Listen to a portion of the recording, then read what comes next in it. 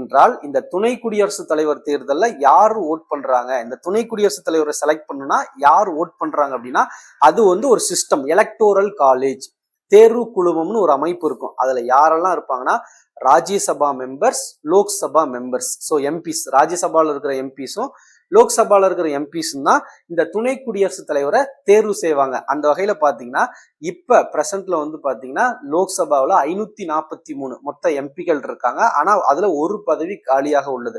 அப்ப 542 பேர். ராஜ்யசபால பாத்தீங்கன்னா 245 மொத்த எம்பிக்கள். அதுல இப்ப ஒரு 5 பதவிகள் காலியாக உள்ளது. சோ அப்ப பாத்தீங்கன்னா மொத்த லோக்சபா ராஜ்யசபால ரெண்டையும் சேர்த்தீங்கன்னா மொத்த எம்பிக்களோட எண்ணிக்கை 788.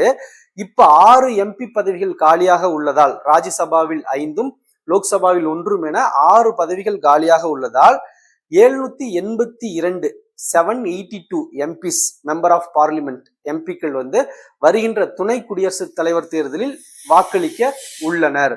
அப்படி பார்க்கும்போது ஆளும் கூட்டணிக்கு பெரும்பான்மை 422 என பெரும்பான்மை எம்பிக்களின் ஆதரவு உள்ளதால் சிபி ராதாகிருஷ்ணன் அவர்கள் என்டிஏ அலைன்ஸின் சார்பாக நிறுத்தப்பட்டுள்ள துணை குடியரசுத் தலைவர் தேர்தலுக்கான வேட்பாளரான இந்த சிபி ராதாகிருஷ்ணன் அவர்களே 15வது இந்திய துணை குடியரசுத் தலைவராக தேர்வு செய்யப்பட அதிகமான வாய்ப்பு உள்ளது.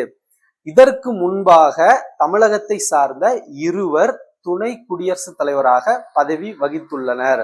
1952 முதல் 1962 என 10 ஆண்டுகள் இந்தியாவின் முதல் துணை குடியரசுத் தலைவராக, இந்தியாஸ் ஃபர்ஸ்ட் வைஸ் பிரசிடென்ட் யாருன்னு கேட்டா முதல் 10 ஆண்டுகள் இருந்தவர் தமிழகத்தை சார்ந்த சர்வப்பள்ளி ராதாகிருஷ்ணன் அவர்கள்.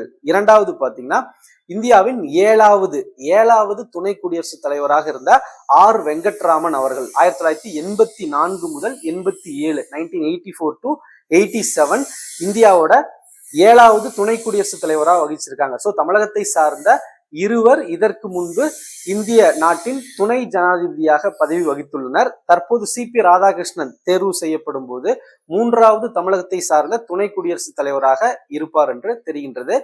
ஏற்கனவே இருந்த 2 நபர்களுமே சர்வப்பள்ளி ராதாகிருஷ்ணன் அவர்களும் ஆர் வெங்கட்ராமன் அவர்களும் துணை குடியரசுத் தலைவர் பதவிகளுக்கு பின்பு குடியரசுத் தலைவர்களாகவும் இருந்துள்ளார்கள்.